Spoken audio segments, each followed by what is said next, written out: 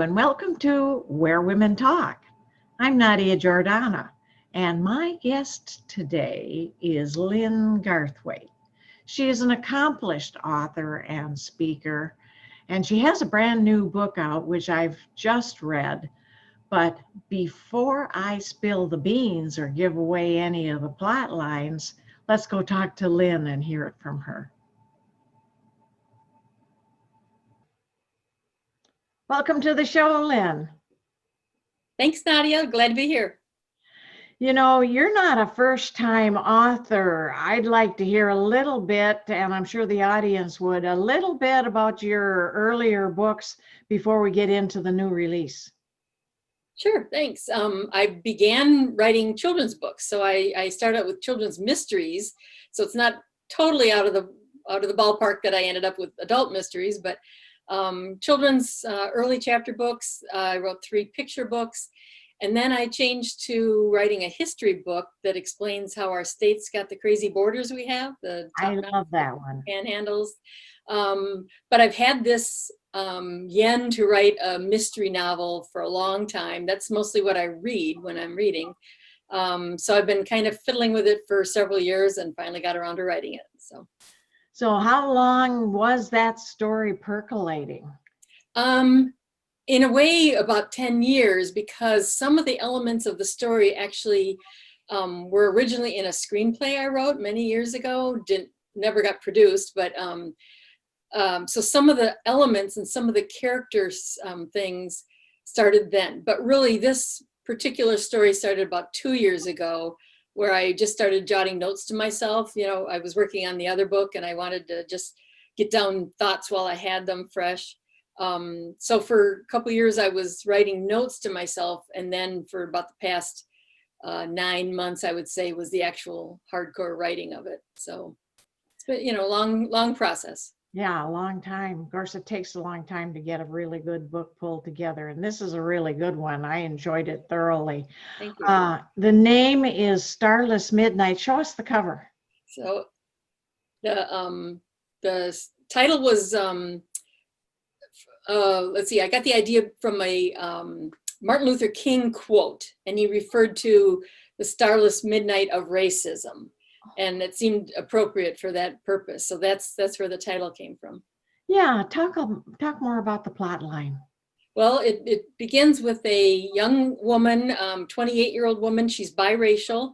She's returning to her hometown. She and her mom had left under very kind of frightening circumstances. There was a lot of family dynamics going on that was not healthy.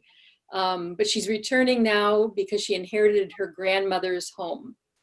And so she goes back with this kind of idealized version of what her hometown was, and finds that it wasn't, it today is not anything like what she remembers. And she wonders now, was it always like this? Were there always these undercurrents of this racism that she just didn't detect when she was younger? But she does eventually become the target of a white supremacist group in town. Yes, and the subject matter is so timely for a lot of the things that are going on in the world today. Of course, they've been going on for a long time. True. Do you have, how much research did you need to do to make sure it was authentic? Sure.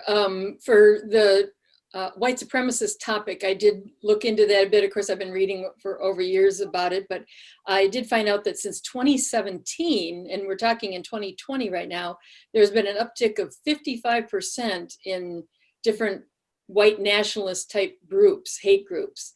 There are a total of, by the count of the Southern Poverty Center, which tracks these things, there are 940 different groups that self-identify, you know, as like white supremacist type groups. Well, you know, I read. So it's a big element in our society across the entire country. It really is. And I read the book and enjoyed the way the story moved along. It was like a movable feast. Thanks. Of changing elements, and yet it flowed so well. A page turner is a good phrase because it means, you know, it really is like that. And I could relate to small town America and some of the things that are just below the surface in small town America. I felt like that was very relatable in your book, and the characters were so relatable. I was just amazed at how real your characters are. So definitely. Well, bottom line is most fiction is driven by characters. If you can't relate to or be interested in the characters, you're not going to continue reading. So, and I tried to make some of the characters authentic to that kind of small town vibe, as well as just, kind of modern day people and how they relate to each other. So I felt it, and it was really exciting. You got into some really good parts there when in the book, and I'm not going to give away any surprise things, because that's the fun part of reading the book is turning the page and finding the peeling off those layers of the onion of the story. And you were published by, I'm changing the subject now, or changing the gears a little bit, Kirkhouse Publisher. So you're not self-publishing this book. Talk us a little bit about where the book is and where people can get it. Yeah, well, Kirkhouse is a wonderful publishing house. It's a small publishing house, but they have this goal to publish. They call it publishing for a purpose. Mm-hmm. So all of the books they're publishing, at least in these days, have some kind of message. And this one with the white supremacy element fit their elements. So they have it on Amazon. It's there as a paperback and also an ebook. They also have a distributor, so if a company wanted to buy large quantities, they can buy from the distributor or directly through Kirkhouse Publishers. Oh, okay. So Kirkhouse, Amazon, and even an ebook out there too. That's fun. Yep. Too. Yeah. Yep. I do a lot of ebooks lately, but in this case, in your case of your book, I have the hard copy.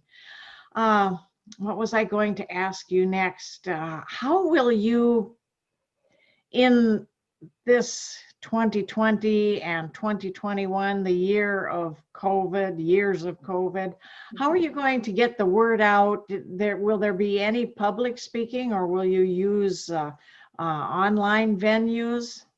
Well, that's a good question, because right now public speaking is a tough thing. I've done a lot of that for my book about the states and the shapes.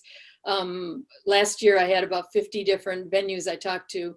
But nobody is bringing in speakers right now. So that one's kind of a tough one.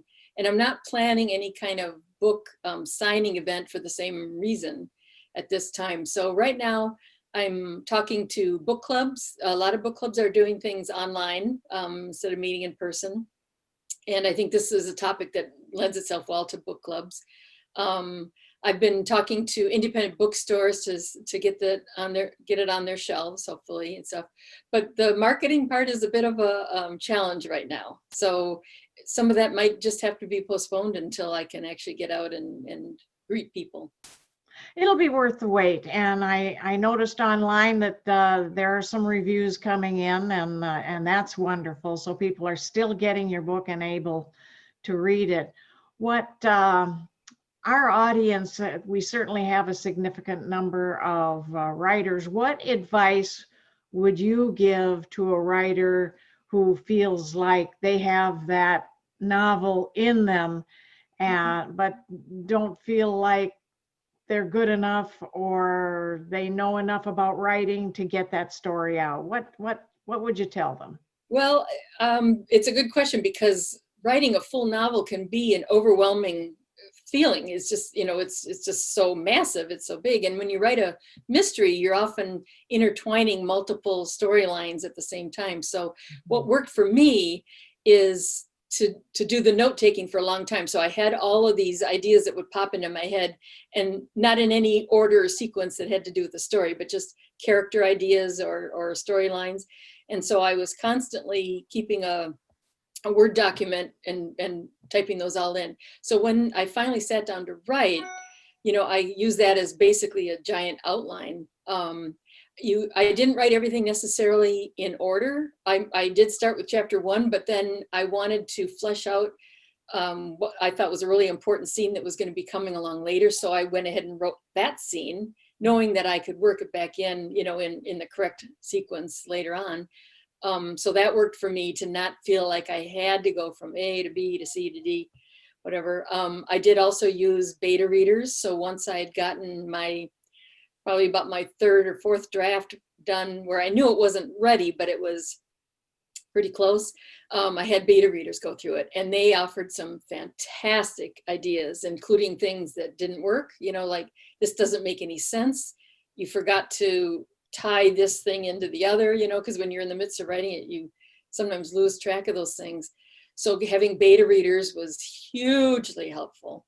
And then it went to an editor. I hired an editor, and that's a must as well. You have to be willing to pay somebody to edit, because as close as we are to our own product, we can't see the forest for the trees sometimes. So you need somebody to give it that look. So before I ever submitted it to the publisher, I had gone through all of those stages, and you still never feel like it's 100% perfect, but you could fiddle with it for 7 years. And at some point you have to just say, okay, I'm sending it out.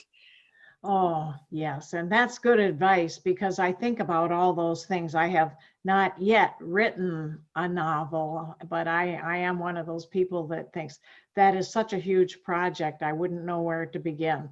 But that's good advice for someone thinking like me, just like that.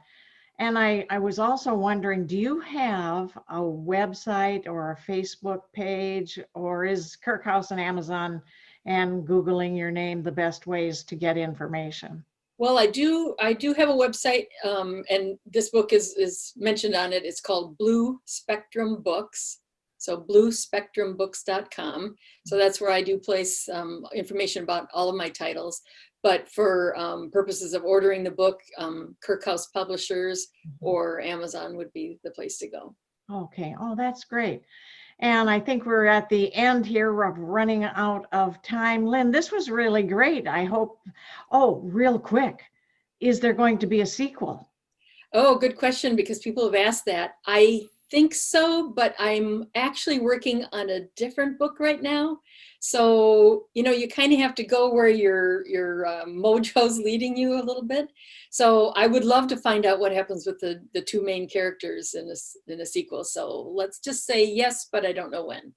All right. Well, thanks a lot for being on the show today, Lynn. Thanks for having me. And thank you for watching Where Women Talk. We'll see you next time.